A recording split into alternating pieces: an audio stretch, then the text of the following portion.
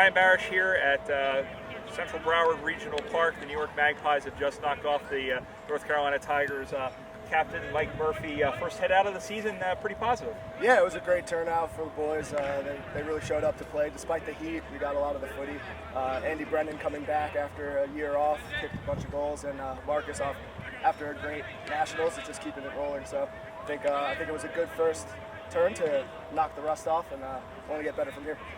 Let's talk about Brennan, because it looked like he was playing all over the place. He had him up in the forward line, and then he kind of drifted back. Now he's obviously a veteran. You guys have this mix of new recruits and the veteran Australians. What is it like to have a guy like Andy on this team? Oh, it's great. You can put him anywhere on the field, and he'll see heaps of the ball. He leads, so he'll ensure that a lot of the new guys are in the right position, get the footy. He's just a great leader wherever you put him. So we had him up front. He kicked a few goals. We decided that we wanted to get him a little bit more action in the middle, maybe pull him out back, let some other people have some shots at goal. Now the Tigers, I think a lot of people had tipped you guys to win this game, but they put up a pretty good fight, especially in the second half. Yeah, they got a bunch of really young, big boys. They definitely outsized us. They were very tall, pretty fast in the middle. I think our experience worked well for us, and we were able to get a run on, especially with the Philadelphia boys. It's a good bunch there that we got, so we're a bit lucky to have them on the team today. Yeah, you guys were ranked number 1 in the first USAFL poll.